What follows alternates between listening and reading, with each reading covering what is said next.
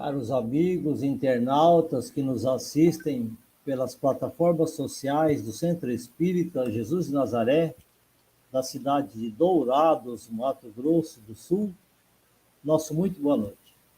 Estamos iniciando mais um ciclo de palestras virtuais, transmitidas remotamente, todas as terças-feiras, numa parceria inestimável com o IDEAC, Instituto de Difusão Espírita Allan Kardec do Rio de Janeiro, e a Rádio Portal da Luz de Dourados, Mato Grosso do Sul. Através delas, nós retransmitimos para um pool de emissoras associadas, que você vê na sua tela aí, passando agora, que nos assistem, nos ouvem, neste momento, conectados conosco, TV7, Campina Grande, Paraíba, Canal Seridó Espírito de Corrais Novas, do Rio Grande do Sul, Web Rádio Amigo Espiritual de São Borja, do Rio Grande do Sul, TV Nova Luz, do Rio de Janeiro, Canal Deus Conosco, de Maceió, Alagoas, e tantas outras que estão passando aí. A Rádio Aliança Coromandel Espírita, de Coromandel, Minas Gerais, a TV Espiritismo de Ribeiro do Pombal, da Bahia, Rádio Sintonia Maior de Tuiutaba, Minas Gerais, a TV CECAL de Florianópolis, Santa Catarina, a Web Rede Doutrina do Rio de Janeiro, a TV de Luz de Recife, Pernambuco, o Centro Espírita Paulo Estevam de Ibiá, Minas Gerais, e o nosso Recanto da Prece, Eurix Barçanufo, do nosso querido Carlos Sanches, lá de Campo Grande, Mato Grosso do Sul. O Centro Espírita Jesus de Nazaré fica localizado na Rua Frei Antônio, número 780, no BNH, quarto plano, em Dourados, Mato Grosso do Sul. O nosso Centro Espírita tem as atividades presenciais da palestra pública, às segundas-feiras, a partir das 19h30, mas a partir das 18h30, horário local, nós temos as entrevistas, atendimento fraterno, e o tratamento espiritual e a evangelização de crianças, tudo na segunda-feira. Aos sábados, nós temos o tratamento infanto-juvenil, presencial também, para crianças de 0 a 14 anos, a partir das 8h, horário local, até as 9h. E também temos aos sábados, às 19h30, horário de Mato Grosso do Sul, 20h30 de Brasília, o nosso Evangelho do Lar pelo Instagram. Então, convidamos para acessarem e nos assistirem nessas transmissões.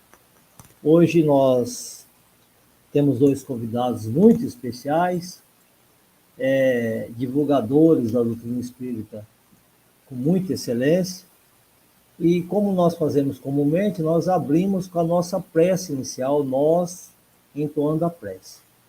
Mas hoje, excepcionalmente, por termos dois convidados, do naipe dos dois que vão se apresentar aqui, nós então vamos inverter os papéis. Nós vamos convidar para dividir a tela conosco hoje o nosso querido Orson Peter Carrara e convidá-lo para ele fazer a nossa prece de início, desde já agradecendo a presença, Orson, por estar conosco. Em seguida, a prece que ele fizer para nós vamos apresentá-lo juntamente com o nosso querido Marcos de Mário, que também fará parte, Então, Orson, convidamos para você fazer a prece para nós agora, tá? Muito obrigado. Boa noite, Munir. Boa noite, amigos do Portal da Luz, amigos do Jesus de Nazaré, de Dourados, Mato Grosso do Sul, amigos da IDEAC e de tantos canais que aí foram citados. E aos amigos que estão aqui no chat, que nós saudamos sempre com muita alegria.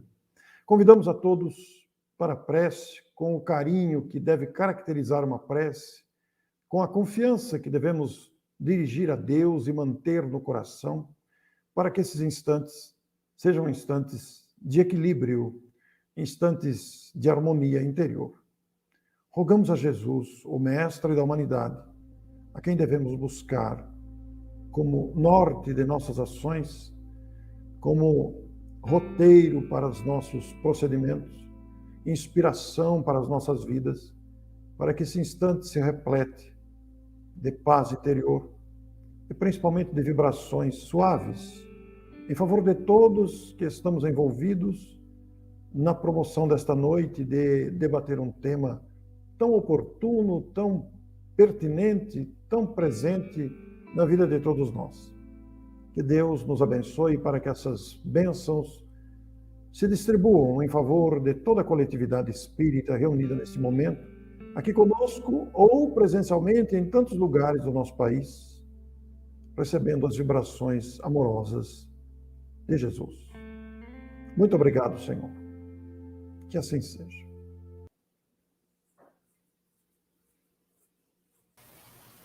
Querido amigo Orson, pela prece de início, vamos convidar para dividir a tela conosco o nosso querido Marcos de Mário. Muito obrigado pela presença, Marcos, por aceitar o nosso convite.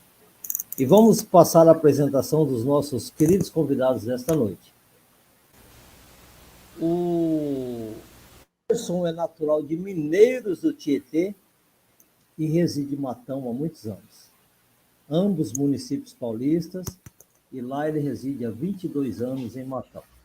Ele é espírita de nascimento, é casado com Neuza Marana há 40 anos, pai de 3 filhos, avô de 2 netos, autor de 21 livros e um entusiasta efusivo na divulgação da doutrina espírita.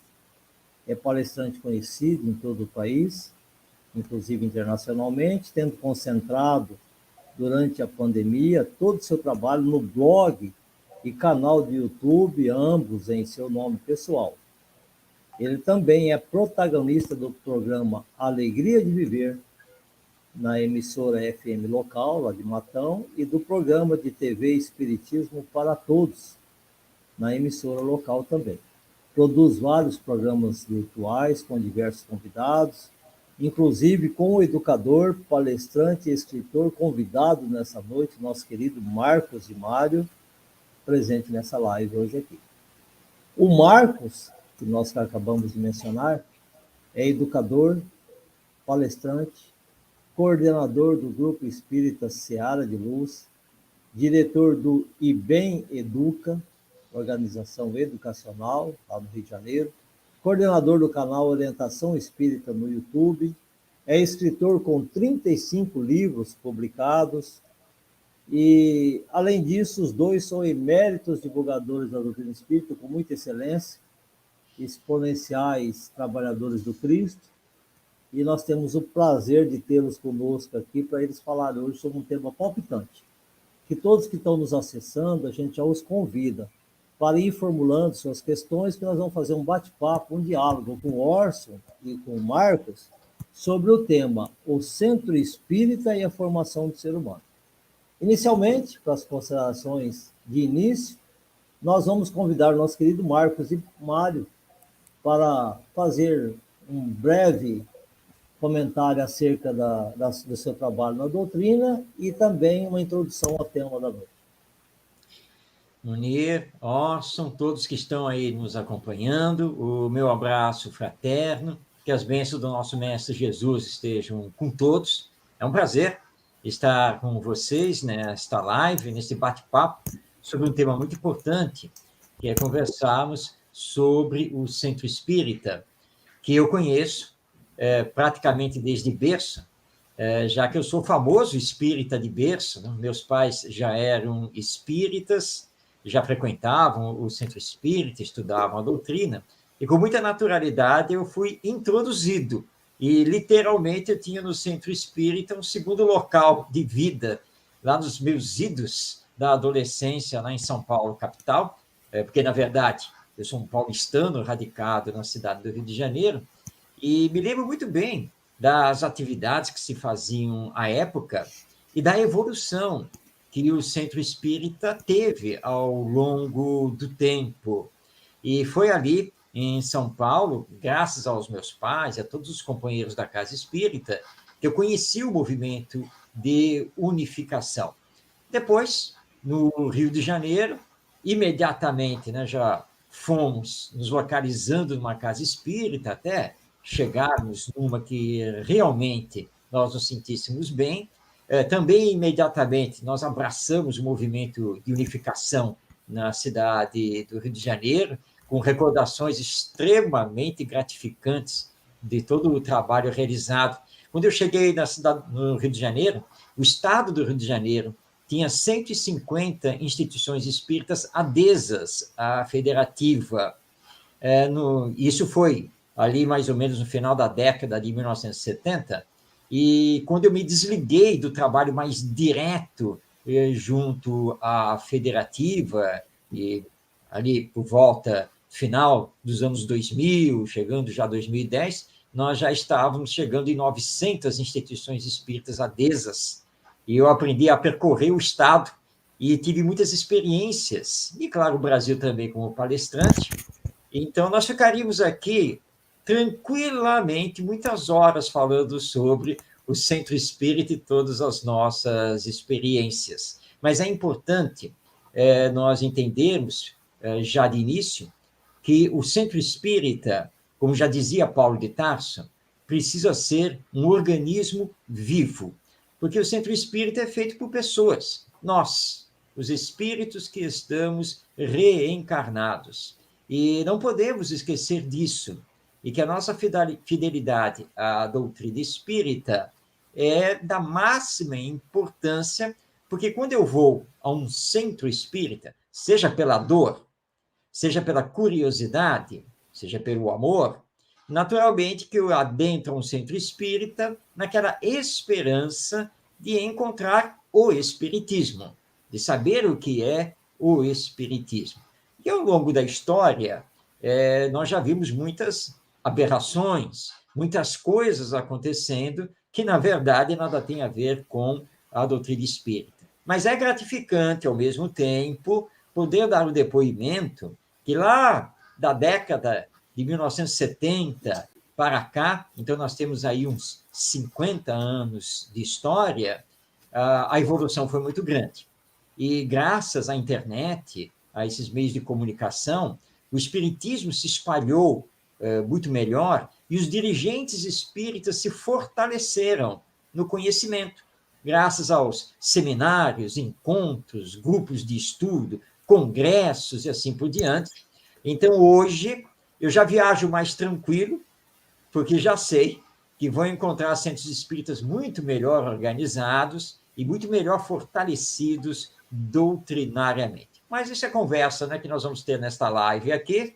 Essa foi só uma introdução, e é muito importante, então, que nós entendamos que o centro espírita precisa ser o legítimo representante do espiritismo, a sua base está no amor ao próximo, seguindo as pegadas e os ensinos do nosso Mestre Jesus, e porque ele é feito por pessoas, precisa ser esse organismo vivo onde o sentimento não pode faltar.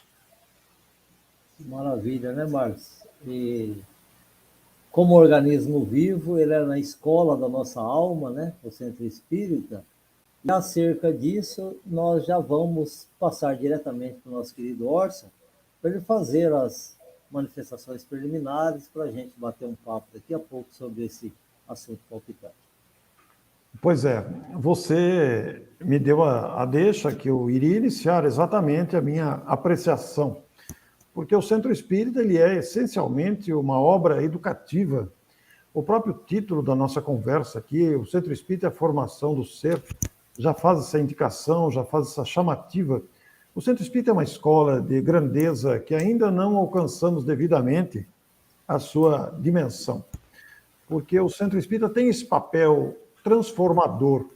Eu, assim como Marcos, também nasci em família espírita, desde cedo respirando os ares de um centro espírita, e habituei-me ao longo da infância, da adolescência, juventude, madureza, a admirar o trabalho executado por aqueles que se vinculam a uma instituição. Porque a dedicação, a constância, o estudo, o empenho para que uma instituição funcione é admirável. Eu também tive a oportunidade, assim como o Marcos, de viajar pelo Brasil, visitar diversos estados e constatar ao vivo, pessoalmente, o empenho de homens e mulheres, de jovens, de trabalhadores espíritas dedicados à manutenção e funcionamento de um centro espírita. E isto fortalece em nós esta convicção plena de que se trata de uma verdadeira escola. Porque vemos exemplos, vemos transformações advindas da variedade de atividades que um centro espírita executa e tem possibilidades de executar. Porque um centro espírita ele tem uma vertente gigantesca de trabalho. Há trabalho para todos. Há oportunidades valiosas de aprendizado. E nós, os espíritas, os adeptos, estejamos na condição de tarefeiros, de dirigentes ou de meros frequentadores, não podemos perder essa oportunidade de utilizar essa ferramenta tremenda, essa ferramenta maravilhosa de trabalho, que é um centro espírita e suas atividades. Quando a gente fala o centro espírita e suas atividades, todo mundo aqui que está acompanhando, que estamos refletindo juntos, vai se lembrar daquela gama intensa de atividades que vai desde a recepção, atendimento fraterno, as crianças mediúnicas, o trabalho social, etc, etc. São muitas as vertentes de trabalho. Então, esta oficina verdadeira, ela se torna também uma escola transformadora. Então, nós aprendemos a admirar, eu aprendi desde cedo detalhes, nuances do centro espírita, de funcionamento, de regras de funcionamento de determinadas atividades. Tive a oportunidade de visitar muitas casas em muitos lugares do Brasil, verificando também as diferenças de comportamento, as divergências, às vezes, de interpretação, entendimento, o que são naturais no nosso estágio de evolução. E não é motivo tanto de preocupação, a gente vê de tudo. Eu visitei casas muito bem estruturadas, inclusive fisicamente, do ponto de vista de construção de edifícios, com vários andares, inclusive, casas muito confortáveis, como também visitei casas que nem parede tinha, era apenas debaixo de uma árvore, como visitei casas que era com chão batido, casas que chovia dentro. Já tive a oportunidade de constatar todo tipo de iniciativa para que uma casa funcione. Já vi pessoas analfabetas, com livros nas mãos, que nem sabiam o que estavam lendo, mas interpretavam com o seu coração, com a sua boa vontade, aquele conteúdo. Então, Munir, Marcos e amigos que estão aqui, nós temos diante de nós uma verdadeira universidade da alma, que é o Centro Espírita. Daí o título muito apropriado para a conversa de hoje. Agradeço imensamente essa oportunidade de estar aqui. Eu e o Marcos, nós partilhamos experiências doutrinárias desde muito tempo. O Marcos citou lá a década de 70 e foi aproximadamente no início da década de 80, aproximadamente isso, que nós começamos a trocar correspondência numa época que nem e-mail tinha. E nós éramos articulistas, nos conhecemos pela afinidade dos escritos no jornal Correio Fraterno do ABC, o que nos aproximou e nos manteve unidos e amigos até hoje. Então é uma satisfação muito grande. Conheci o Munir quando estive em Dourados, Mato Grosso do Sul. Tive o prazer e a honra de receber o Munir em casa com a esposa. Então foi uma alegria. O Marcos também já veio a Matão, já foi a Mineiros do Tietê. É um grande amigo. Isso é magnífico. Muito obrigado a vocês. Pois é. Para nós é uma honra tê-los aqui conosco, no nosso canal, nessa noite. O Marcos esteve numa semana espírita aqui, o Orson Marcos, esteve numa semana espírita aqui em Dourados, em 2017 ou 2018, alguma coisa assim. E olha, foi fantástico. A partir daquele momento, estreitamos os laços de amizade. Tive o prazer de ir na casa dele, fez um banquete da tarde para nos receber. Maravilhoso. Muito bom. A Neuza está escutando aqui, viu, Munir? A Neuza está escutando. Mas, rapaz, inesquecível aquele banquete. Mas como o nosso querido Marcos citou que o Centro Espírita é um organismo vivo, né? Citado por Paulo de Tarso, e nós sabemos que pela energia espiritual que habita uma casa espírita, há um planejamento e uma organização pelos mentores espirituais desde a criação ou formação da casa espírita, né? Como isso se daria ou se dá no plano espiritual, Marcos? Se você pode trazer para nós algum relato da criação, da fundação de uma casa espírita nesses moldes. Muito bem, Maria. Nós sabemos que o planejamento espiritual antecede o planejamento humano, embora muitas vezes nós não entendamos isso e achemos que a ideia é nossa, né? Que nós é que pensamos tudo para fazer. Na verdade, a inauguração de um centro espírita, de um grupo espírita, alguma atividade com a doutrina espírita, sempre tem ascendência espiritual. E nós, antes de reencarnarmos, nos preparamos para isso, porque é uma missão para nós, e claro que nós temos o livre-arbítrio, e com o livre-arbítrio nós até podemos, obviamente, falhar, mas é uma missão que nós temos. E aí as coisas vão, como nós dizemos aqui na Terra, elas vão se encaixando, e até parece que é o acaso, mas o acaso não existe. Nós aprendemos isso com o Espiritismo. Na verdade, as pessoas que já estão programadas, elas vão se aproximando, porque são os ideais que nos ligam através das forças magnéticas, para que comece, então, a surgir. Por exemplo, vou dar um exemplo que ha acontecido comigo, quando eu vim de São Paulo para o Rio de Janeiro, e já trabalhando, já frequentando um centro espírita, mas eu morava perto, mais do que hoje, eu morava perto de uma comunidade bastante extensa, né, pobre, uma favela muito aqui do Rio de Janeiro, e eu não conhecia isso lá em São Paulo, porque São Paulo é diferente, o Rio de Janeiro é cheio de morros, e os morros são ocupados por favelas. E eu, instigado por aquilo, comecei a pensar, puxa, eles precisam de um centro espírita, um núcleo espírita, alguma coisa nesse sentido. E eu comecei a pensar sobre isso. Aí, trabalhava, ia ter a Semana Espírita, ia fazer a palestra, um queridíssimo amigo aqui do Rio de Janeiro, que é o Júlio César de Sarroris, e eu, muito entusiasmado, eu não posso perder essa palestra do Sarroris.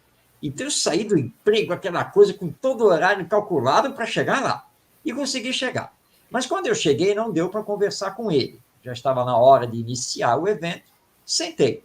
Ele ia falar sobre Allan Kardec. E, para minha surpresa, ele abordou exclusivamente o Kardec educador. Na verdade, né, o professor Denizar Rivai. E quando ele começou a falar da educação e mostrar a educação à luz do Espiritismo, aquilo me despertou. No final da palestra, dei um abraço nele, voltei para casa e depois comecei a rascunhar o Estatuto do Centro Espírita. Aí eu sentei lá na mesa, lá na cozinha e comecei. Mas não vinha o nome. Que nome dá para esse Centro Espírita? E onde que vai fundar? Mas aí eu disse, vai ser lá na favela. É lá.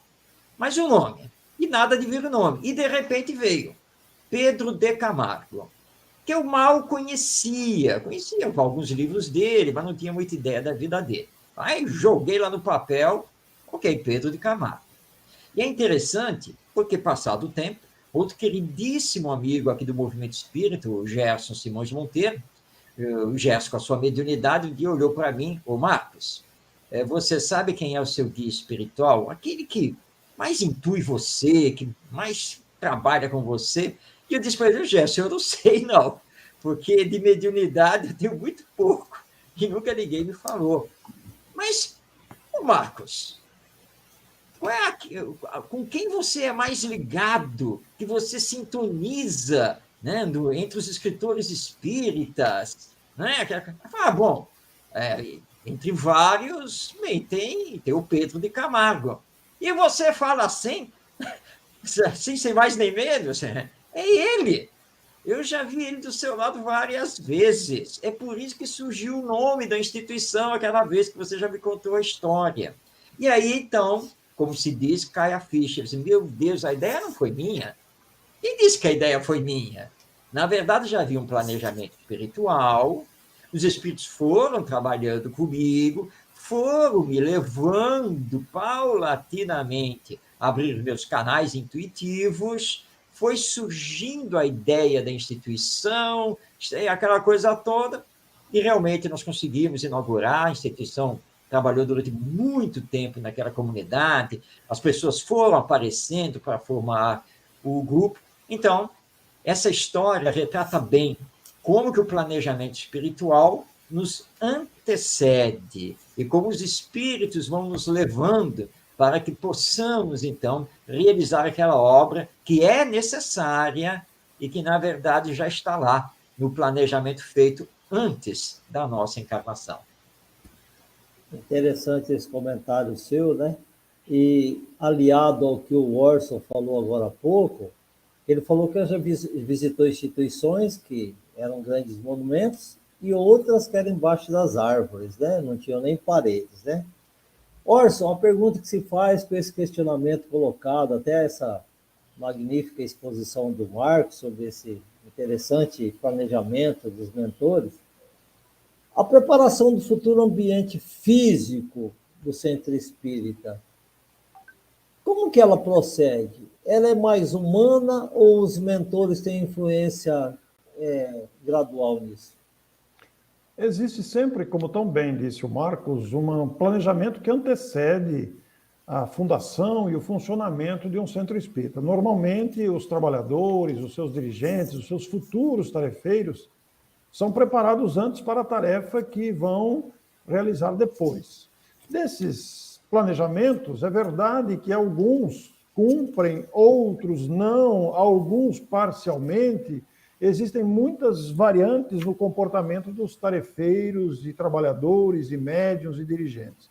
Do ponto de vista físico, estrutural da instituição, nada impede que um planejamento seja feito também antes, a depender da destinação e do perfil que a casa vai exercer. Mas também não podemos generalizar que todos os planejamentos, do ponto de vista físico, sejam efetuados antes. Muitas vezes, um planejamento pode ser apenas o compromisso de fundar uma instituição, cujo andamento será feito pela qualidade humana quando encarnados. Mas a depender do porte de uma instituição, a depender da tarefa, eu vou citar um exemplo muito simples aqui. Todo mundo conhece em Guarulhos as Casas André Luiz, que é um centro espírita com tarefa voltada à assistência para crianças com deficiência física e mental. Então, aquele planejamento, inclusive físico, foi feito antes. Não tenho dúvida nenhuma o planejamento. Claro que, estando encarnados, algumas alterações inevitavelmente vão acontecer do ponto de vista estrutural, do ponto de vista físico, de edificação, etc. É claro, normal isso. Mas a essência de um planejamento inicial permanece, a essência. Então, do ponto de vista de espaço físico, de estrutura, poderá sim haver um planejamento prévio, como também poderá ter uma iniciativa que comece aqui. Vou dar outro exemplo nesse ponto de vista. Digamos que um grupo de espíritas que se motivam pelo ideal espírita se reúnem, resolvem fundar uma instituição em determinada região de uma cidade, de um bairro, de uma localidade. Não necessariamente a fundação desta instituição pode ter sido planejada. Pode ser que essa instituição tenha surgido além do planejado. Pode ser que aquele grupo tinha uma outra tarefa e ampliou a sua tarefa por decisão do livre-arbítrio, consagrando-se a méritos quanto a isso, porque não estava no planejamento a fundação de uma casa espírita. Então, são várias as situações. Vai depender muito da motivação, da decisão, da iniciativa, do entusiasmo, da harmonia, união que o grupo consegue manter. Então, existem vários ângulos em que se pode analisar essa questão.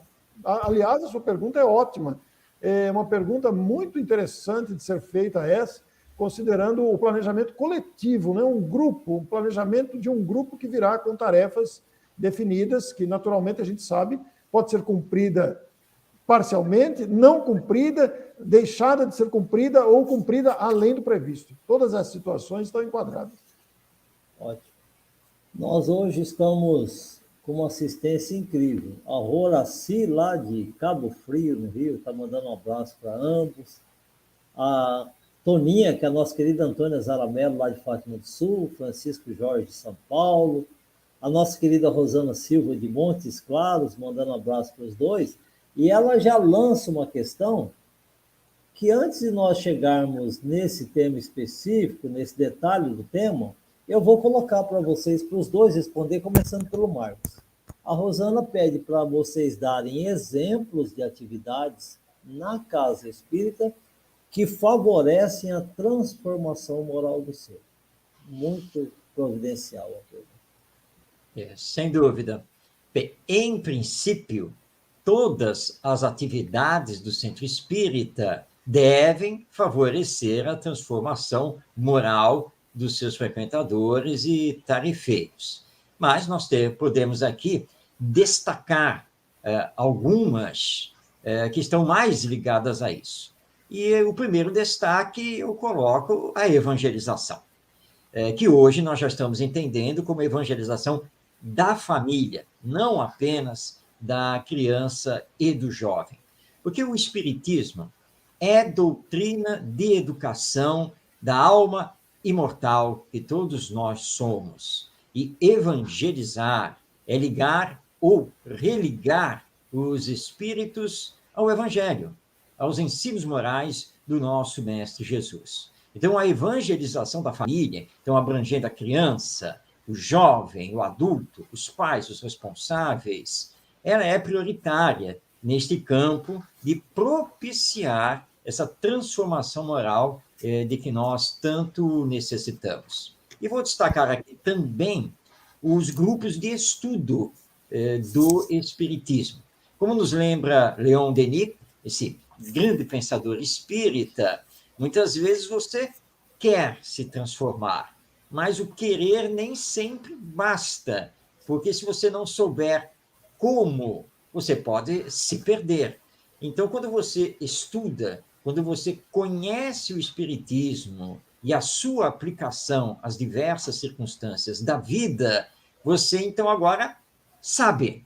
E sabendo, você vai conseguir realizar essa transformação que depende do seu autodomínio, da sua autoconsciência, da sua autoeducação. Então, são duas tarefas que o Centro Espírita precisa desenvolver. Então, a evangelização da família e o estudo sistematizado, os grupos variados de estudo do Espiritismo, que estão intimamente ligadas a essa questão de permitir, né, de dar o caminho dessa transformação moral a todos aqueles que adentram ali ao centro espírita.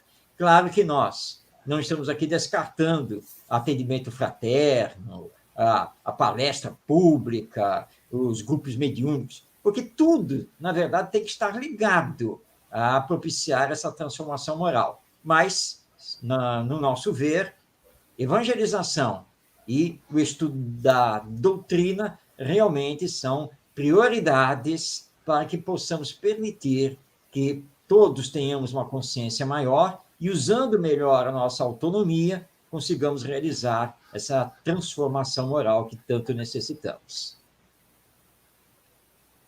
Muito bom. Essa apreciação tão intensa do Marcos favorece, sem dúvida, esse entendimento, né? Porque já que a Rosana, a nossa querida Rosana de Montes Claros, pediu exemplos, e o Marcos, eu vou utilizar uma outra vertente. O Marcos utilizou a evangelização, que envolve toda a família, aí incluídos, naturalmente, a criança, o jovem, o adolescente, os adultos nos grupos de estudos, etc., inclusive as palestras que promovem, sim, a transformação pela reflexão que oferece, mas eu vou adentrar um outro campo que também é fruto de atividades de uma casa espírita e que também promovem a transformação moral do ser. Normalmente, o trabalho ativo, vou citar um exemplo muito simples, muito utilizado pela maioria das instituições, que são os movimentos para a geração de recursos através da promoção de almoços ou produção de massas, etc., em que os trabalhadores se reúnem, por exemplo, né, para confeccionar essas massas, elaborar, preparar os alimentos que serão vendidos, gerando geração de receita para a instituição ou para as suas atividades. E ali nessa convivência fraternal de amizade entre os companheiros que se encontram e ali conversam, trocam ideias, se orientam, se comunicam de maneira fraterna entre si, nós temos ali uma transformação que vai ocorrendo justamente pela convivência mais próxima. É um exemplo de atividade também, além das atividades doutrinárias, no trabalho ativo de colocar as mãos na massa, na visita a famílias carentes, igualmente, esse trabalho de visitação aos necessitados de toda a ordem promove uma transformação moral pela averiguação, pela constatação de quanta carência nós temos no mundo e quanto podemos fazer, o que naturalmente promove essa transformação. E eu finalizo com um exemplo que me marca muito. Eu tive um tio, Pedro Carrara, desencarnado já há mais de 40 anos. Ele desencarnou muito novo de um acidente automobilístico, aos 55 anos. Teve uma influência muito grande na minha vida pessoal, doutrinariamente falando, e na instituição a que me vinculei. E uma coisa muito interessante é que, na época, a instituição mantinha em funcionamento uma escola de artesanato. Essa escola de artesanato, ela ensinava a costurar, ensinava datilografia, ensinava alguns pequenos aprendizes para a área profissional, né? Fazer pães, fazer comestíveis, etc. E é muito comum, nos dias atuais, quando alguém me encontra, a pessoa fala, puxa, que gratidão eu tenho pelo seu tio, foi com ele que eu aprendi a pregar botão. Olha que coisa interessante, a transformação moral pela gratidão, pelo exemplo que ficou. Ele era um homem que procurava ajudar a gente, ele era um homem que incentivava a gente, quer dizer, tudo isso era feito no centro espírita, numa atividade ali ao lado do centro, e provocou uma transformação moral de gratidão e até de desenvolvimento intelecto-moral na criatura. Então, são muitos exemplos mesmo que partem das atividades de um centro espírita. É muito interessante a abordagem de ambos, porque essa escola da alma, que é o centro espírita, tem diversas metodologias, né, Marcos Orson, né? Pedagogicamente falando, nos induz a uma reforma íntima do ser, né? Nesse convívio com a pedagogia de Jesus, né? Onde nós aprendemos a doar um pouco de nós e aprender muito mais do outro. É assim, naturalmente, né? Sem precisar de um professor nos direcionando, né? Apenas pelos exemplos que vêm de dentro da casa, nós vamos nos recolocando como seres humanos, né? Nessa transformação moral que a nossa querida Rosana colocou muito bem, né? E a Horaci lá está dizendo que ela pertence ao 34 ou 34º céu do Rio de Janeiro. O que seria isso, Marcos? Conselho Espírita de Unificação. Ah, sim, lá em Cabo Frio, Búzios e Arraial do Cabo. Muito obrigado, Horaci, por estar nos prestigiando. E uma questão que nos vem à mente. Já que essa escola da alma é um complexo gigantesco de transformação do ser, ela tem que ter um dirigente, alguém que a conduza, como em todo local, né? Começa na nossa família, na nossa casa, tem um direcionador. A quem é transmitida a missão de ser um condutor da casa espírita? Quais os requisitos mínimos, primordiais, básicos que alguém deve ter para conduzir uma instituição com esta responsabilidade, Marcos? Bem, claro que nós vamos precisar aí de características técnicas, mas também morais. Lembrando que o Centro Espírita é uma organização civil que obedece o Código Civil brasileiro, ou seja, há toda uma lei, você precisa criar estatuto, registrar esse estatuto, tirar o CNPJ, precisa ter uma contabilidade mínima que seja, mas é necessário. Enfim, existem certas coisas que são administrativas e jurídicas, às quais o dirigente do Centro Espírita não pode fugir. Então, nós vemos que não basta ter a boa vontade e o conhecimento da doutrina espírita. É preciso que o responsável tenha também um conhecimento mínimo. Claro, ele não precisa dominar tudo, e que ele se acerque também dos demais dirigentes que vão compor a diretoria desse centro espírita e que saibam também desenvolver outras atividades nessa área administrativa. Então, seria realmente muito bom que o chamado presidente do Centro Espírita, esse diretor-geral, ele tenha um conhecimento relativamente bom de todos esses trâmites que são administrativos, e se a Casa Espírita, então, crescer, esses trâmites crescem também. Agora, é preciso ter um conhecimento da doutrina espírita.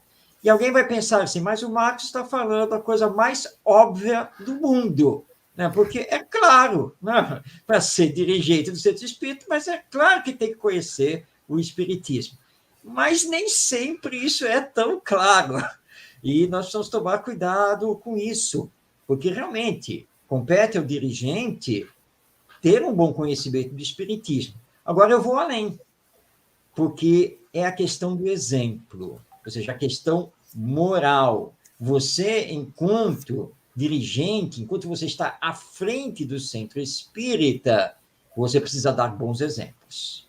Ou seja, a chamada moral ilibada, mas é claro, nós não somos santos, pelo contrário, nós somos espíritos imperfeitos, e é claro que nós vamos falhar, é claro que nós vamos nos equivocar, vez ou outra, mas o dirigente espírita precisa realizar todos os esforços necessários para conseguir sempre dar bons exemplos, para desenvolver cada vez melhor o seu bom senso, porque ele será naturalmente procurado pelas pessoas para dar conselhos, para dar orientação, para opinar sobre determinado tema, determinada questão doutrinária ou mesmo de organização do centro espírita. Isso é muito natural. Agora, o bom líder é aquele que sabe trabalhar em equipe, que sabe dar espaço para que a equipe, os seus colaboradores, possam também dar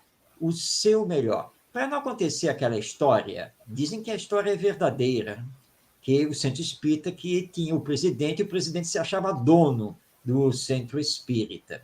E todo mundo se queixava da formação do salão doutrinário, o salão das palestras públicas. Mas ele não admitia mudar o esquema lá do salão. Achava que a mesa tinha que ficar no lugar em que estava, que as cadeiras tinham que ficar do jeito que estavam, e estava acabado. E um dia, o vice-presidente chegou, estava lá olhando para o salão, e esse nosso presidente chega e olha. Tudo bem, muita paz e tal. Eu estou vendo que você está olhando aí para o nosso salão, algum problema? E aí o vice diz assim, não, nenhum problema. Mas é que esta noite eu tive um sonho muito engraçado. E eu lembro que eu estava aqui no nosso centro espírita, e aqui no salão, e estava tendo uma reunião. Só que olha só que coisa engraçada, a mesa não estava lá, estava para cá. E as cadeiras não estavam nessa disposição, estavam nessa outra disposição. Coisa estranha, né? Mas sonho, né? As coisas confundem quando nós acordamos. E aí o presidente diz, não é. De fato, não deve ter sido nada demais, não. Bom, foram para suas tarefas, ninguém mais falou sobre o assunto. 2 semanas depois, o vice está entrando, olha para o salão e vê o salão todo modificado, exatamente do jeitinho daquele sonho que ele tinha tido. E aí chega o nosso presidente. E o vice olha para ele, nossa, mas olha só como ficou bom o nosso salão. Eu quero saber quem fez isso, quem teve essa ideia maravilhosa. Aí o presidente, eu pensei, e aí já mandei executar. Olha, graças a Deus que nós temos você como presidente aqui da casa. Esse é o bom líder. Ele não bate de frente, ele sabe trabalhar com os seus colaboradores para que cada um dê o seu melhor e também não fica lá se vangloriando das suas próprias ideias, porque nós aprendemos com a doutrina e com o evangelho a humildade, a importância disso. Você é um colaborador, hoje você está diretor, amanhã você não estará mais diretor do Centro Espírita, mas vai continuar como tarefeiro, como um colaborador. Então, um tanto de conhecimento administrativo, conhecimento doutrinário, com certeza, bons exemplos e humildade. Tudo isso o dirigente precisa ter. Interessante. Você citou uma característica essencial nos dirigentes, não só da Casa Espírita, qualquer local, né? Que é esse jogo de cintura, né, Marcos? De relevar situações para aglomerar o máximo possível de participantes ao seu redor. Mas aí eu pediria para o Orson acrescentar. O Marcos falou das características que necessitam dirigente espírita. E a conduta dele nas reuniões doutrinárias, como deve ser essa Pois conduta? é, esse é um elemento essencial. Quando o Marcos, que tão brilhantemente falou, se você fizesse a mesma pergunta para mim, eu ia dizer que não tinha nada para acrescentar, porque a resposta do Marcos foi completa e brilhante. Mas, falando sobre conduta, aí nós voltamos ao conhecimento doutrinário que o dirigente deve ter, aliado à humildade, né, dentro do princípio da liderança. Então, o comportamento, a conduta, deve ser a conduta de quem se identifica com o espiritismo. Reconhece o espírita pela sua transformação moral, como conhecemos na doutrina, e pelos esforços que faz para domar as suas más inclinações. Ora, nós, os seres humanos, dirigentes ou não, somos todos criaturas falíveis, sujeitos a quedas e seduções de toda a espécie. Então, a conduta deverá ser a conduta de esforço para ser melhor, porque nenhum de nós é modelo, nenhum de nós é exemplo para ninguém. Todos estamos em aprendizado, todos nós nos equivocamos todo dia. Então, se estamos na condição de um dirigente espírita, a nossa conduta jamais deverá permitir achar-se um escolhido, achar-se um preferido, achar-se mais importante que os demais, porque não somos. Não somos. Renunciemos a qualquer tentativa de vaidade que possamos ter, porque somos palestrante, porque somos presidente do centro, porque somos o médium que aplica o passe mais eficiente. Nada disso. Nós somos aprendizes. E aí entra novamente a virtude citada pelo Marcos, a humildade de reconhecer a nossa fragilidade moral e, ao mesmo tempo, não fazer dessa tentativa de humildade um escudo ou uma tentativa de fuga, e sim esforçarmos-nos para sermos melhores. E aí voltamos à questão do exemplo, também já citado aqui. Muito bom. Nossa audiência está bombando, viu? O Frank está me informando aqui que nós estamos estourando aqui a audiência. Que bom.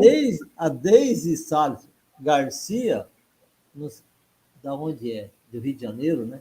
Salles, Rio de Janeiro. Imagino que é conhecida do Marcos. Sim. Ela faz uma pergunta assim. Uma casa espírita que foi fundada por uma família, pai, mãe e filha. Só eles fazem praticamente tudo na casa. Temos exemplos aqui em Dourados fantásticos, igual. Principalmente as palestras. Pergunto, diz ela, a espiritualidade age nessa casa? E ela agradece. Muito bem. Desde um grande abraço a você, querida amiga, aqui do nosso grupo espírita. Bem, os bons espíritos, eles sempre irão se fixar nas atividades que são realizadas de boa vontade, com as pessoas querendo realmente fazer o seu melhor. Essas questões ligadas à administração, como que a casa é gerida, os espíritos normalmente deixam isso para nós. Eles dão orientações de ordem geral e principalmente de ordem moral, para que possamos entender que é preciso trabalhar em equipe. Agora, se o pai, a mãe e os filhos, embora absorvendo boa parte das atividades do centro espírita, mas se eles estiverem tendo uma boa conduta, sem desvios doutrinários, não há porquê a equipe espiritual abandoná-los, porque os bons espíritos só abandonam aqueles que se deixam levar pelo orgulho, pela vaidade, pelo egoísmo, e que se desviam das finalidades da instituição. Desde que isso não esteja acontecendo, não há porquê os bons espíritos se retirarem. Agora, os colaboradores, se sentindo um tanto quanto cerceados, já que a família assambarcou as principais funções, tem que manter sempre o diálogo aberto, tentar mostrar, mas sem entrar em choque, né, que as tarefas podem ser melhor compartilhadas. É isso que se tem que fazer, porque o verdadeiro espírita não fica nos bastidores puxando o tapete dos outros. Um verdadeiro espírita não deve fazer uma coisa dessas. E se de todo você está desconfortável nesse centro espírita, existem outros. Existem 1000 tarefas para serem realizadas e você, percebendo que não tem a oportunidade de se desenvolver como gostaria, assim como você chegou a esse centro espírita, você pode perfeitamente procurar um outro centro espírita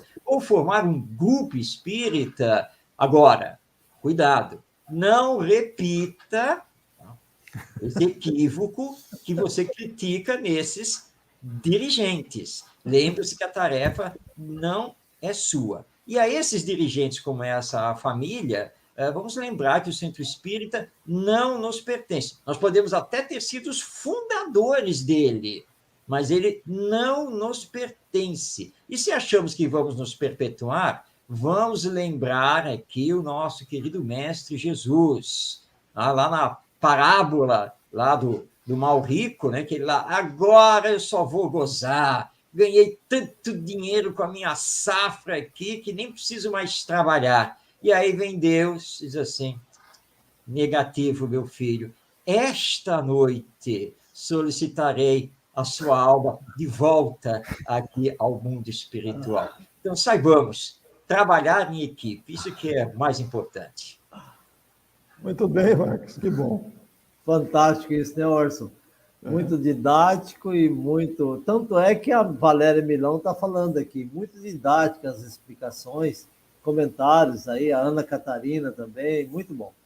Orson, e aí o nosso Jackson Neri, que não sei de onde ele é, não se identificou, ele coloca 2 questões que nós vamos colocar uma atrás da outra para ambos respondê-las.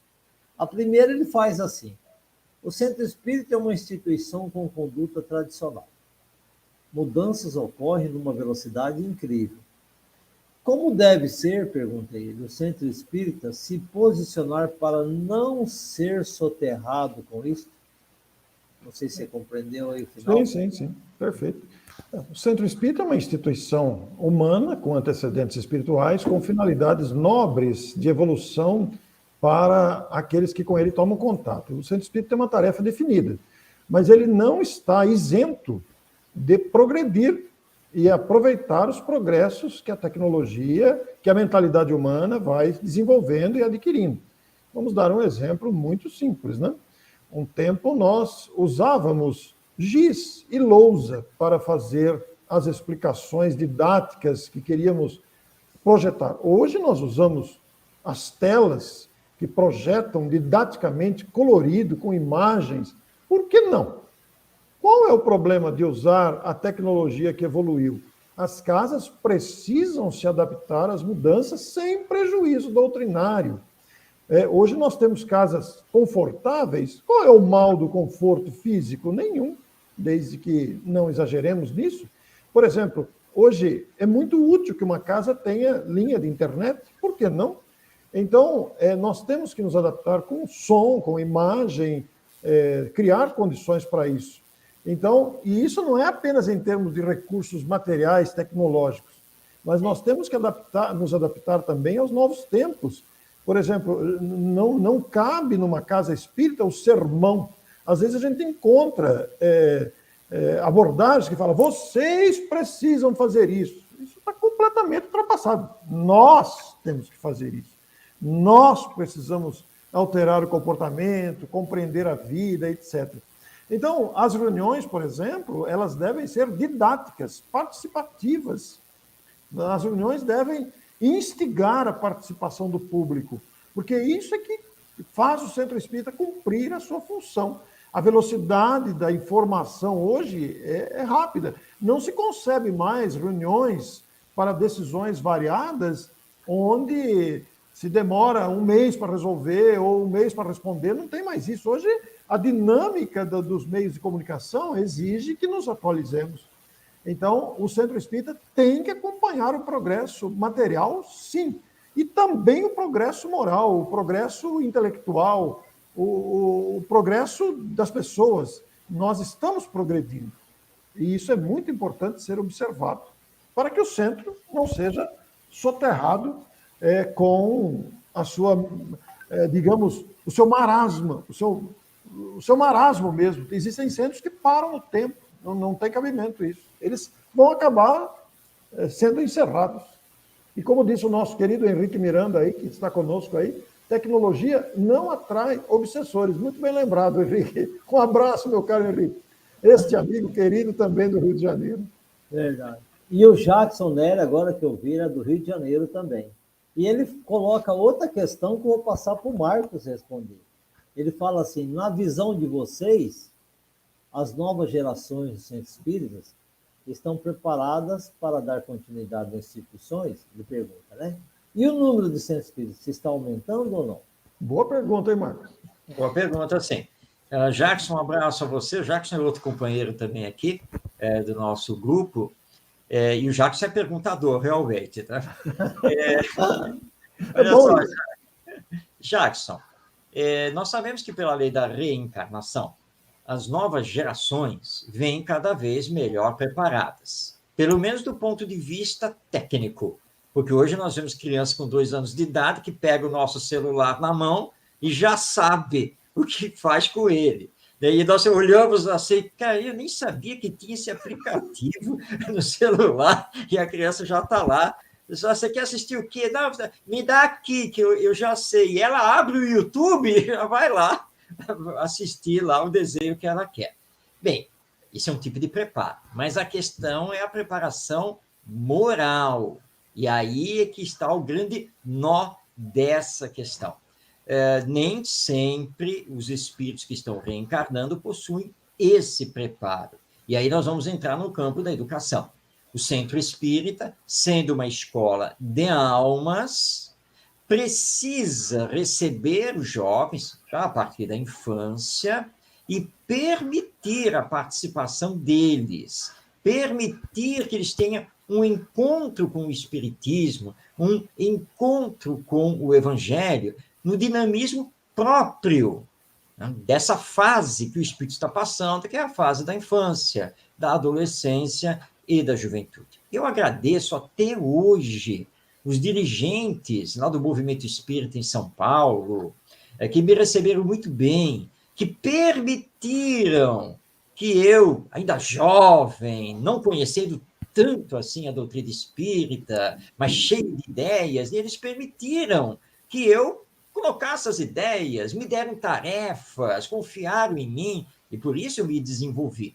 Então, os dirigentes do Centro Espírita precisam fazer isso. E lembrar que, por exemplo, Mocidade Espírita, ela não existe só para fazer número artístico na comemoração de aniversário do Centro Espírita, e que não pode ficar jogado lá no Centro Espírita num sábado à tarde ou num domingo de manhã, e ninguém sabe direito como é que funciona ou deixa de funcionar. Todas as atividades precisam estar integradas. E é assim, então, que esses jovens poderão nos substituir paulatinamente, com bom conhecimento da doutrina espírita, com bom nível de consciência, como, aliás, uma vez comparecendo em São João da Boa Vista, em São Paulo, comparecendo lá, e nós estávamos lá no encontro sobre educação, e nós estávamos num salão bem grande, e no fundo do salão havia sido montada a livraria para que eu pudesse autografar, e mais alguns companheiros, e entre eles estava o nosso saudoso Manolo Quezada. E nós estávamos lá sentados lá no fundo, e estava acontecendo uma palestra de um jovem espírita que já estava lá se destacando. E ele está lá abordando o tema e tal, e nós estávamos ouvindo. Aí eu me virei para o Manolo e disse a ele assim, Manolo, que beleza, hein? Que conhecimento, que segurança. Realmente. Bom, Manolo, então, estamos tranquilos, não é? A nova geração já está aí, Tá? Então, não precisamos mais nos preocupar, porque a substituição já veio. E aí o Manolo olhou para mim e disse, tá, tudo bem, Marcos, mas enquanto Deus permitir, nós vamos continuar a falar, não é? Não, sim, claro, nós vamos continuar aí a nossa tarefa. Mas olha aí, tá vendo? E esse jovem tem que ser incentivado para que ele possa continuar. E é assim, então, os centros espíritas vão se desdobrando, e Jackson, graças a essa nova tecnologia que o Orson abordou tão bem, sim, o movimento espírita tem crescido, ele não tem parado de crescer. Os grupos espíritas de toda a ordem estão se espalhando aqui pelo nosso Brasil, realizando as suas atividades. E que esses centros espíritas estejam cada vez melhor estruturados, não apenas fisicamente, mas doutrinariamente, para que o espiritismo possa cumprir a sua missão, anunciada pelos espíritos superiores, que é a transformação moral da humanidade através da nossa transformação moral.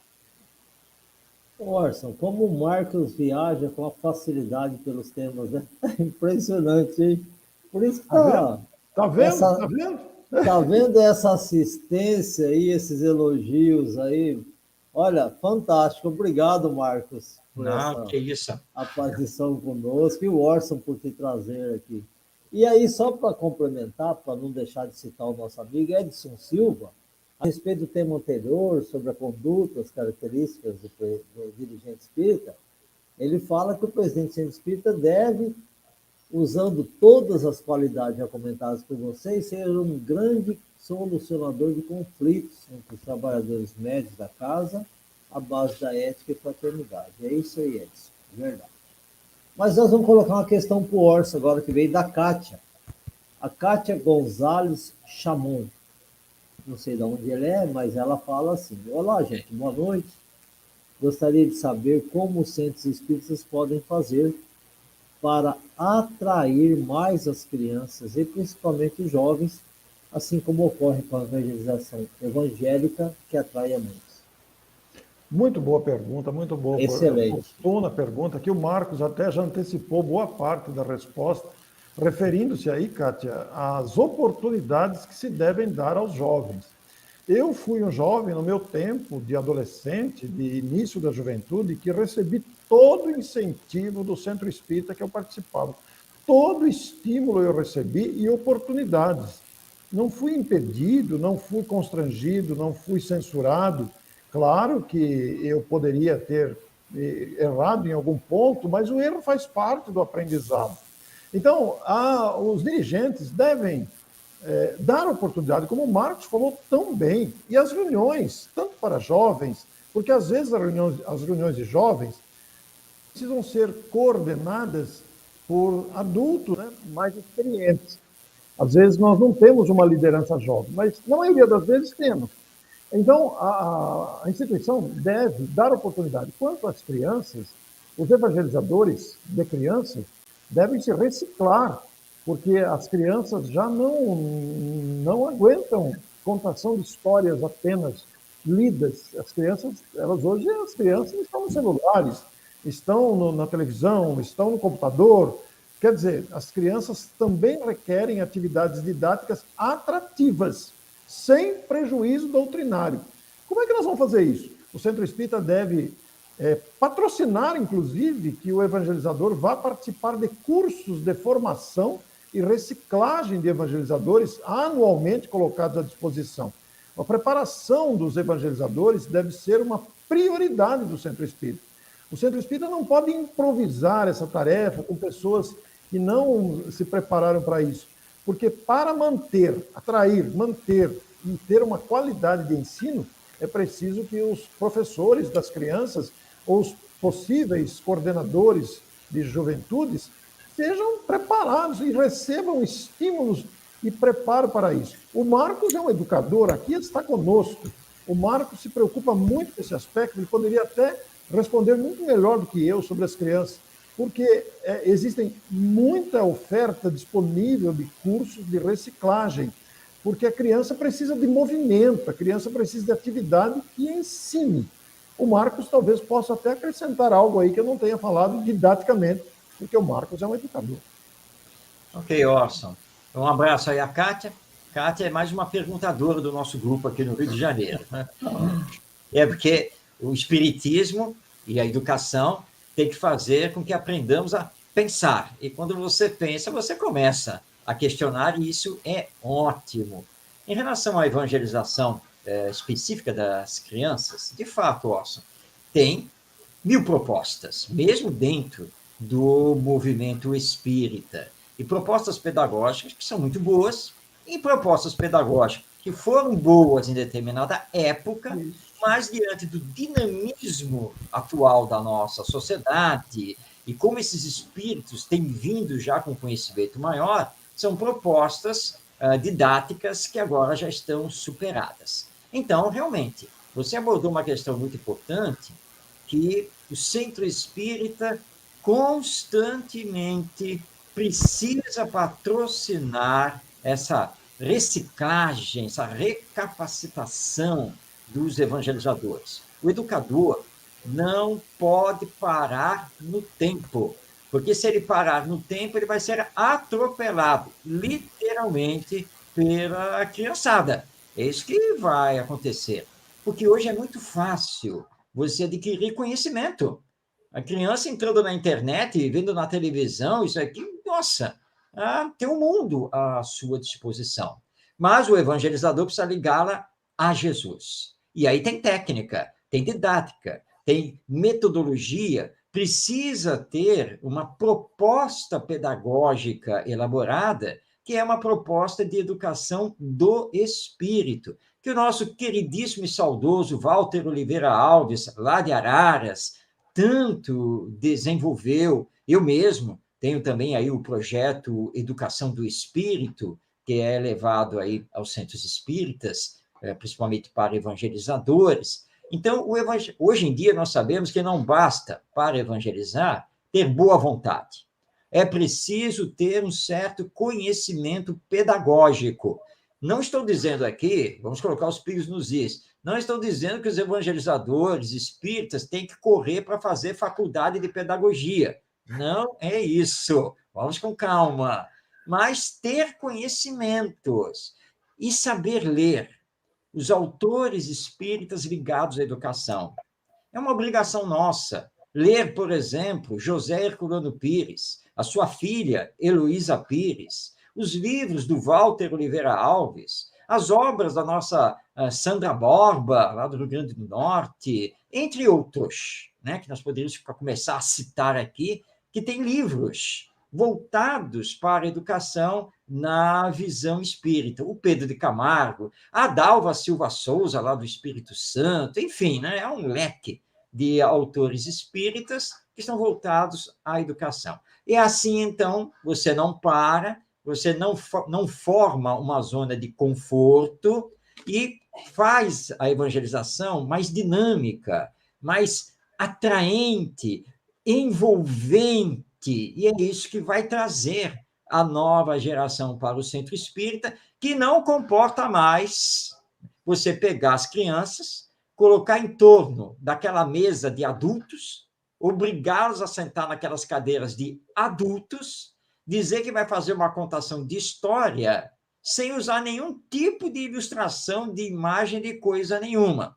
Aí as crianças dispersam e fazem bagunça. Mas de quem é a culpa? Onde está realmente o problema? Não está nas crianças, mas está em você, evangelizador, que está com a didática, com a metodologia completamente equivocadas. Então, essa capacitação, recapacitação, tem que acontecer o tempo todo, estudar o trabalho em equipe para fazer uma evangelização que não apenas atraia, mas que atinja efetivamente a sua finalidade, que é ligar esses espíritos ao Evangelho e à imortalidade da alma. Magnífico, né, Munir? Magnífico. Aliás, eu quero aproveitar a deixa aqui do Marcos, eu e o Marcos. Aliás, eu tive a oportunidade de entrevistar o Marcos, vários vultos ligados à educação. Fizemos lá entrevista sobre vultos históricos, um resgate histórico de vultos do movimento espírita ligados à educação. Inclusive, eu vou pedir para o nosso Franklin, que está na retaguarda aí, para compartilhar esta. Já está nos bastidores aí, por favor? Eu peço a você compartilhar na tela, já está nos bastidores aí. Isso, nós temos históricos, Marcos de Mário, eu tenho outros também, naturalmente, mas principalmente voltado à educação. Você vai ver aqui, olha, Eurípides Barçanufo, Anália Franco, Pedro de Camargo, Herculano Pires, Leon Denis também, o Marcos falou, e Pedro de Camargo, aqui repetido, Aura Celeste, e nós temos outros amigos também que estão aí. O Leopoldo Machado, são companheiros ligados à educação. Nós entrevistamos o Marcos, isso está lá no meu canal de YouTube, vocês poderão acessar, e no canal do Marcos de Mário também, vultos históricos, Marcos de Mário e outros. Aqui existem outros não ligados à educação, também vultos históricos. Mas as entrevistas que fizemos com Marcos de Mário são os ligados à educação. Queria mostrar para vocês, porque é um trabalho belíssimo, disponível, que você pode acessar e conhecer.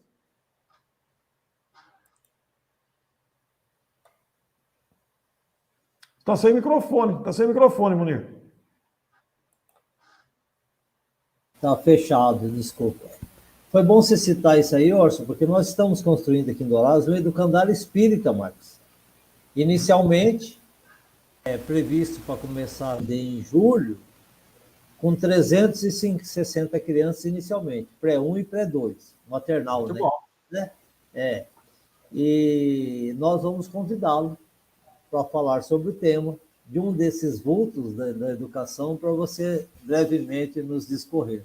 Porque nós, segundo nós averiguamos, porque tem escolas espíritas em Irmão Aure, em Goiânia, tem em Brasília, né?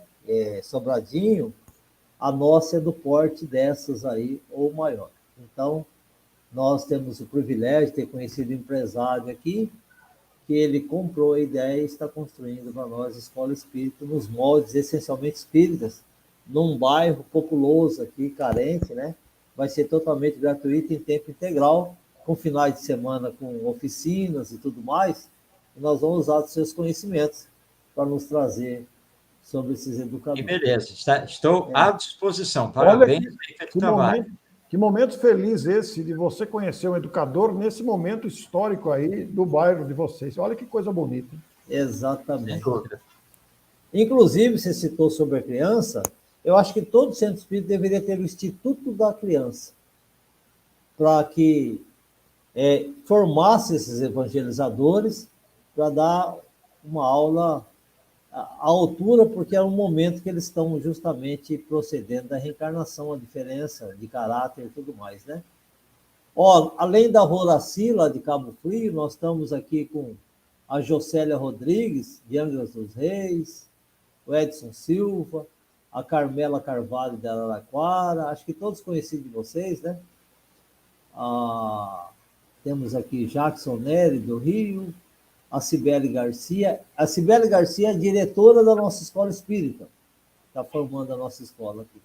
Ilza Godinho está dando um abraço para o Orson, a Deise Salles, Mídia André Basílio, lá de Pompeia, mandando um abraço para vocês, lá do Caibar-Schutel, né? Isso. A Kátia, do Rio, a Elizabeth Frais, de Europeia, São Paulo, Elci, Rosana Silva, de Montes Claros. Nossa, está muito bom, hein? André Breoli, de Leodápolis, Mohamed, aqui de Fátima do Sul, Neuza Marana, de Matão, São Paulo, a nossa querida Neuza, a Mara Sandra Pereira, não sei de onde é, a Ironilde Giraldélia, de Fátima do Sul, e nós vamos trazer uma questão aqui da nossa querida, aqui, Frank, Elci, né? Elci Carvalho do Nascimento. Até nós vamos transferir, melhor dizendo, a nossa vibração espiritual para o final do programa, porque bombou aqui, nós não vamos interromper. Ela pergunta assim: boa noite, tenho dúvidas a respeito dos passos. Muito boa questão. Pois já ouvi algumas pessoas que preferem passe individual do que coletivo. Aí ela pergunta: há alguma diferença específica nisso? Para ambos. Quer responder, Marcos? Deixa para você. Tudo bem, ok, Roça. Eu sim, um abraço a você, mais uma companheira aqui do Rio de Janeiro. Ah, que bom. Eu sim. Bom, vamos falar do passe individual e o passe coletivo. Bem, nós estamos falando do passe, né, de uma forma geral. O passe ele pode ser aplicado individualmente ou coletivamente. Então, são duas modalidades presentes nos centros espíritas e que podemos utilizar um ou outro modelo sem maiores problemas. É claro que no passe individual, a pessoa que vai receber o passe, claro que ela se sente mais segura, isso é natural, porque você vai sentar numa cadeira, você terá à sua frente o passista. Isso gera um clima de maior confiança naquela ação magnética e espiritual do passe. Mas o passe coletivo, ou seja, é uma situação que às vezes acontece na reunião pública, em que você tem um grande público na plateia e está com poucos médiuns passistas. E então, a direção, utilizando o bom senso, resolve fazer o passe coletivo. O passe coletivo nada mais do que solicitar a todas as pessoas que concentrem o seu pensamento, que acompanhem uma oração, porque a equipe espiritual vai distribuir as benesses individualmente a todos os presentes. Mas aí você não tem na sua frente o médium, né, fisicamente falando. E algumas pessoas dizem que tem dificuldade para concentrar o pensamento, para acompanhar a prece, para ficar em meditação, e não sabe se realmente foi atendido nas suas necessidades. Bem, saibamos que a equipe espiritual que atua no centro espírita nunca nos abandona. Está sempre lá para nos atender, seja através do passe individual, seja através do passe coletivo. Mas em ambas as situações, a problemática está não com o modelo do passe que está sendo aplicado, mas está conosco mesmo. Porque se você não der a sintonia, se você ficar lá com 1000 pensamentos na hora do passe, mesmo lá com o médium à sua frente, né, que é o passe individual, as energias que são destinadas a você podem simplesmente serem refratadas. E vamos lembrar que o livro Missionários da Luz, do André Luiz, através do Chico Xavier, quando chegaram lá para o Alexandre, o instrutor espiritual, disse assim, olha, o fulano está aí, vamos fazer o atendimento completo? E o Alexandre pergunta, quantos atendimentos já foram feitos? Já foram feitos 10. Então, agora, faz só um atendimento simples. E aí o André Luiz, curioso, que história é essa aí? Por que agora no 11º atendimento o atendimento não pode mais ser completo e vai ser agora um atendimento simples? E aí o Alexandre explica. Bem, é porque quando a pessoa frequenta o centro espírita e traz para cá os seus problemas, os seus dramas, enfim, nós atendemos. Então ele recebe a primeira vez, recebe a segunda, até a 10ª vez. Mas se depois da 10ª vez e não mostrou boa vontade de realizar a sua transformação moral, não modificou os seus valores, o seu comportamento, então nós vamos aplicar nele agora só um passe simples. Porque nós não podemos mais perder tempo com ele.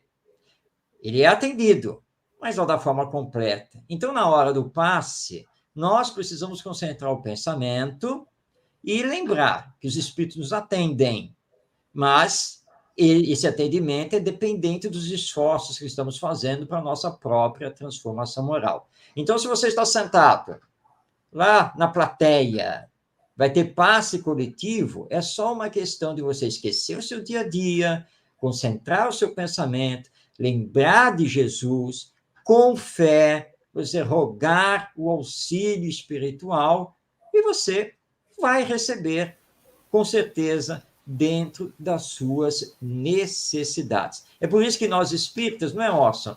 Por isso nós não temos lugar especial para fazer prece, não tem altar, Nada dessas coisas do centro espírita, porque em qualquer lugar nós podemos estar sintonizados com os espíritos que poderão, então, nos atender. Então, Elci, não se preocupe muito com isso.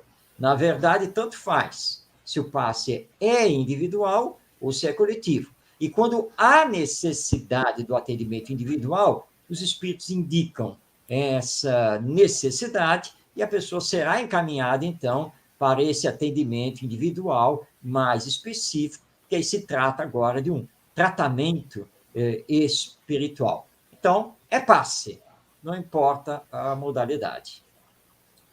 A Kátia está dizendo que está um show, que ela vai levar essas ideias brilhantes para o centro dela. Que bom, maravilha. Que bom. Vai estar bombando. A Roraci, vou passar para o Orson responder para a Roraci. Ótima pergunta da Roraci, ótima pergunta. Fantástica. O que vocês pensam a respeito do atendimento fraterno direcionado para pais que sepultaram o corpo de um filho? Olha, muito bom. Magnífica pergunta da Roraci, a querida amiga Roraci, que, entre aspas, perdeu um filho há mais de 2 décadas, e a Roraci tem se especializado em confortar corações enlutados. Inclusive, a Roraci produziu 11 clipes compactos. Aqueles que desejarem poderão falar comigo, que a gente remete. 11 clipes compactos de conforto às mães cujos filhos partiram mais cedo. E esta pergunta de Roraci, ela se configura aqui como uma verdadeira dica para os centros espíritas. Porque o atendimento fraterno, normalmente, ele é um atendimento fraterno generalizado. Então, nós temos lá os atendentes fraternos e as pessoas que procuram atendimento são encaminhadas para conversar, desabafar as suas dúvidas, suas angústias, suas dificuldades. Mas nada impede um centro espírita de criar um atendimento fraterno específico, de criaturas que estudam determinados assuntos e podem se colocar à disposição para atender determinadas aflições, como é o caso dos filhos que voltaram mais cedo. Todos nós conhecemos doloridos casos de filhos que partem em acidentes automobilísticos, em doenças terminais, cujos pais ficam sofrendo a dor do sepultamento do próprio filho, já que o normal da vida humana é os filhos sepultarem os pais, pela ordem cronológica. Mas a vida é cheia de diferentes detalhes, e muitas vezes são os filhos que partem antes. E apesar de toda a convicção, mesmo espírita, da imortalidade da alma, a morte não deixa de ser um episódio dolorido, porque separa as criaturas que se amam, que sentem falta umas das outras. Então eu vejo, Roraci, magnífica a sua pergunta, é uma dica que talvez nunca tenha sido abordada, talvez nunca tenha sido ventilada de se criar um atendimento fraterno especializado para alguns casos, porque nós temos pessoas especializadas nesse assunto. Por exemplo, a questão de dependência química, por exemplo, existem criaturas que conhecem muito sobre o assunto. E então, desde que trabalhando no atendimento fraterno, com o discernimento, o bom senso, o espírito e o conhecimento, poderão se colocar à disposição para esse tipo de atendimento, como pode acontecer a respeito de atendimento fraterno direcionado para os pais cujos filhos partiram mais cedo. Muito obrigado, Roraci, pela tua pergunta, porque eu acho que esta pergunta se torna uma sugestão para que os dirigentes espíritas pensem no assunto. Eu acho uma providência muito digna, muito humanitária em favor das aflições humanas, para atenuar essas aflições.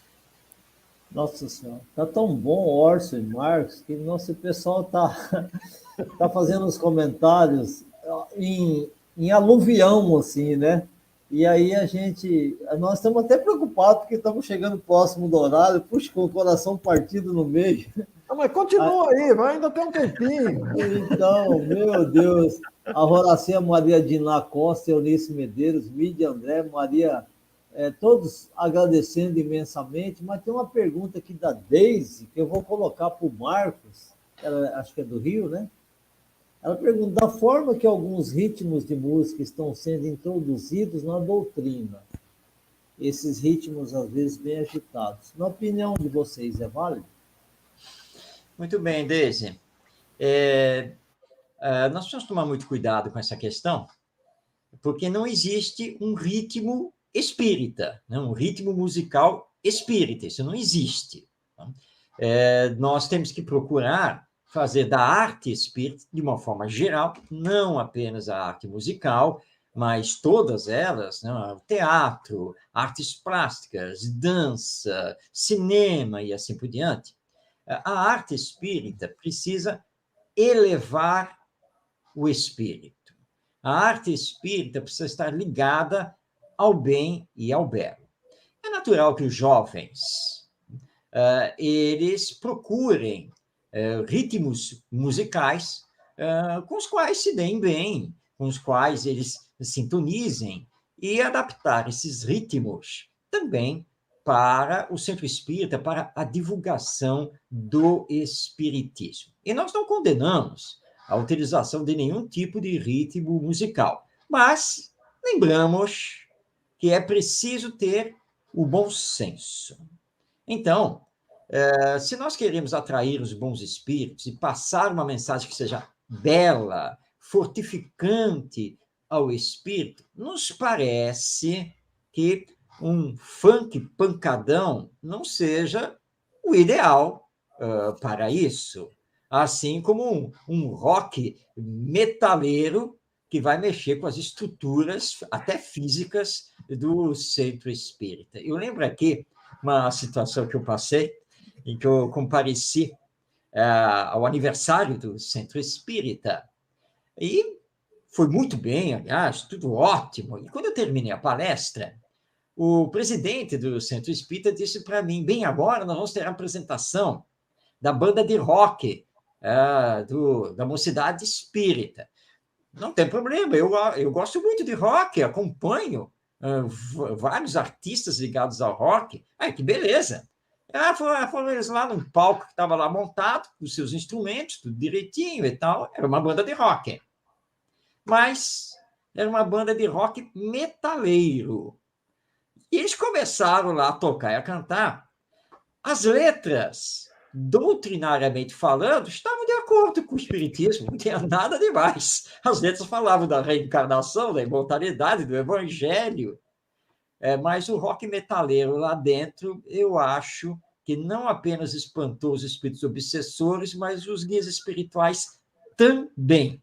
Porque não é exatamente adequado para trabalhar a mensagem espírita. Mas eles estavam lá com toda boa vontade, felizes, alegres. Então, o que compete a nós? Sentar para conversar. Será que esse ritmo musical é o ideal para transmitir a mensagem? Será que ele vai elevar a alma ou vai rebaixá-la? Então, nós não temos que condenar nada, mas precisamos conversar sobre todos esses ritmos musicais, todas essas manifestações artísticas, para adequar e escolher a melhor, que vai melhor transmitir a mensagem espírita e acalmar o nosso espírito que anda aí tão agitado. Então, realmente, é uma questão de utilizar bom senso e fazer as devidas adequações de acordo com a mensagem do Espiritismo, que tem por base a mensagem do Evangelho. Então, sem condenação, mas solicitando o diálogo, a conversa, o bom senso para se escolher, então, o melhor ritmo musical para transmitir a mensagem espírita. Ótimo, maravilhoso. Orson, estou perguntando aqui no WhatsApp, você mencionou alguma coisa sobre clipes para ajudar no atendimento fraterno, é isso? Não, na verdade, eu citei na minha resposta os clipes produzidos pela Horaci Correia pela Horaci. Sobre a desencarnação de filhos, principalmente de filhos. Então, esses clipes estão disponíveis. Eu vou mostrar aqui para que a pessoa pode desejar. Se tiver dificuldade, você pode se dirigir ao nosso Munir, e o Munir pode passar para mim. Mas, de qualquer forma, eu vou mostrar aqui onde está, apenas para a pessoa também procurar, né? eu vou mostrar aqui e vou compartilhar, o Franklin vai pôr para nós. Olha, eu vou mostrar aqui, quer ver? Ó, deixa eu compartilhar e o Franklin põe na tela para a gente ver. Já estou com ele aqui, é só uma questão de compartilhar. Franklin, compartilha para nós, por favor. Olha, neste canal, exatamente neste canal, só que há um detalhe, há 2 canais com este nome, Kai Barchutel. Existem 2 canais com este nome. Então, é preciso procurar o canal em que está escrito aqui, Instituto Kai Barchutel, porque o outro Kai Barchutel, o outro canal Kai Barchutel é da doutora Marlene Nobre, que é o canal do Grupo Espírita Kai Barchutel. Também se chama Kai Barchutel, com a foto da doutora Marlene. O que está esse clipe, Kai Barchutel, e embaixo está escrito Instituto Kai Barchutel, com a foto Kai Barchutel. Aí você clicando no Kai Barchutel aqui, vai abrir este canal de YouTube, que está sendo mostrado aí, você pode reconhecer aí, e neste canal de YouTube, você vai clicar na playlists. Vai abrir aqui as playlists, nós temos aqui playlists criadas, você vai encontrar aqui a Roraci Correia, quer ver? Vamos descer aqui a barrinha, aqui está a Roraci, olha. A Roraci está aqui, playlist completa. Clicando aqui, você tem aqui, olha, os 11 clipes da Roraci Correia, todos compactos, em torno de 7 minutos, fases do luto, corações enlutados, luto e pandemia, luto, desarrume o quarto, perdas e as datas familiares, cante e dance sem culpa, como que Deus deixou isso acontecer comigo, converse com ele, o seu filho, ele não é ausente, e as mães de filhos que já partiram. Estamos juntos, nada separa o amor. São todos clipes compactos que você vai encontrar naquele canal. Havendo dificuldade, você deve procurar lá. Escreva para mim de alguma forma que a gente fornece este material para você seguir. Foi isso que eu citei, viu? Ótimo. É que estão pedindo aqui, mas o Horaci já colocou no chat aí, que se precisarem para passar o contato dela, nós vamos passar, Horaci. Muito obrigado. Falar nisso ao vivo, nós vamos te comprometer para você fazer uma live para nós, Horaci. Mês que vem agora, tá? Prepara que nós vamos convidá-la. E aí, Orson e querido Marcos, o pessoal está fazendo tantos comentários aqui, diz que essa live está maravilhosa, que venham mais como esta, a Elci e tantos outros comentando aqui, fazendo comentários elogiosos a ambos, né? Merecidos, por sinal, mas com o coração partido, tantas perguntas ainda que tem aí, as coligadas têm a programação e nós temos que obedecer o horário delas. Mas antes de encerrar, queria passar primeiro ao Orson, para ele fazer as considerações finais dele, acrescentar o que deve acrescentar, divulgar o que quiser divulgar, do trabalho magnífico que executa, para depois nós passarmos para o nosso querido Marcos, que fará a nossa prece de encerramento. Nós queremos agradecer imensamente, viu, Munir, e amigos, e os canais aqui, o IDEAC, Portal da Luz, o nosso querido Luiz Domingues, aí de Dourados, Mato Grosso do Sul, o querido amigo, perseverante trabalhador espírita, por quem mantemos imensa admiração, e aos amigos que estão aqui no chat. Tanta manifestação carinhosa que nos enche o coração de alegria.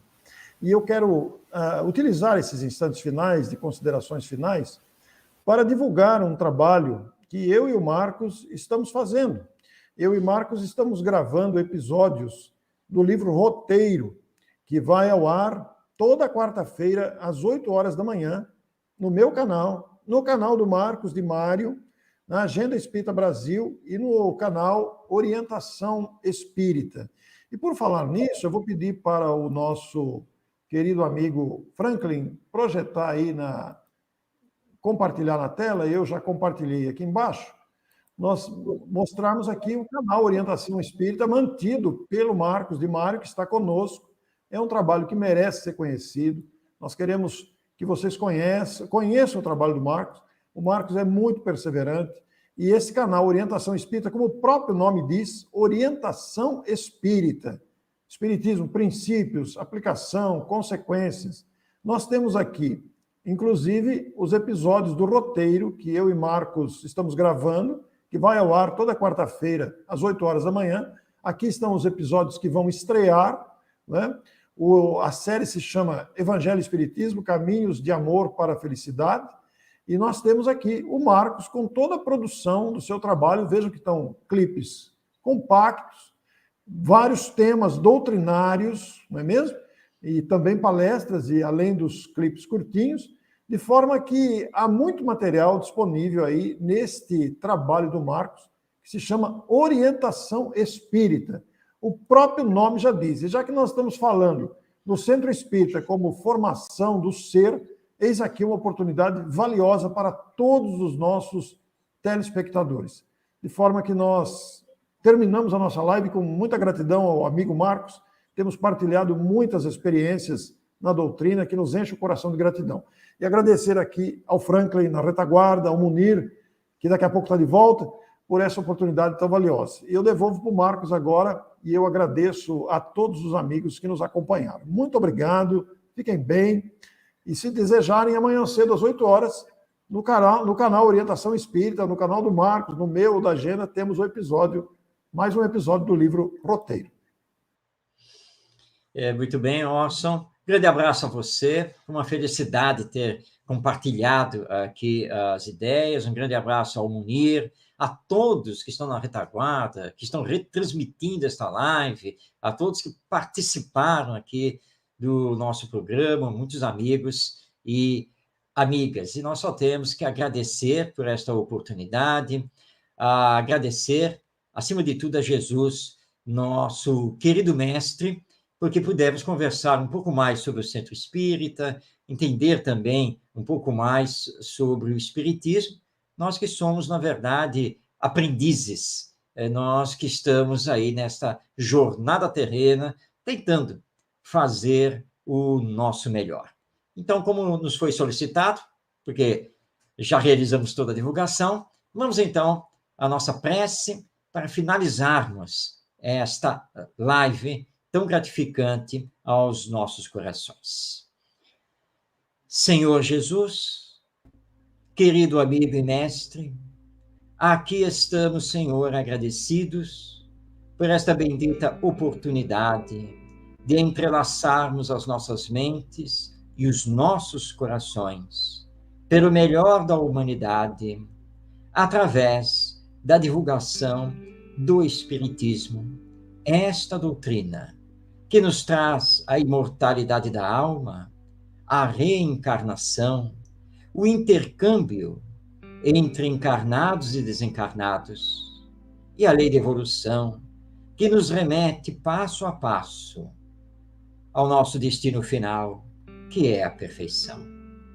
Senhor, nós sabemos que estamos passando por novos momentos de conturbação em nossa querida humanidade, mas confiamos em Ti e em Deus, nosso Pai, porque sabemos que a terra será herdada pelos mansos e pelos pacíficos. E contigo, através das lições do Evangelho, nós sabemos que podemos ser um ponto de luz, por pequeno que seja, iluminando as consciências e sensibilizando os corações para que o bem e o amor predominem sobre todos nós. E que estejamos sempre no ardor da fé, nessa nossa caminhada, em nome do amor e da caridade, amparando os nossos irmãos e irmãs de jornada terrena. Obrigado, Senhor, por tudo que temos recebido. Envolve em vibrações de paz e de amor nossos familiares, nossos amigos, nossos inimigos, a todos os que sofrem, mas também a todos que já estão semeando o bem. E que possamos retomar a nossa caminhada, levando paz em nosso coração e este agradecimento em nome do amor por esta oportunidade que tivemos. Muito obrigado, Senhor. Despede-nos na paz, no bem, assim seja.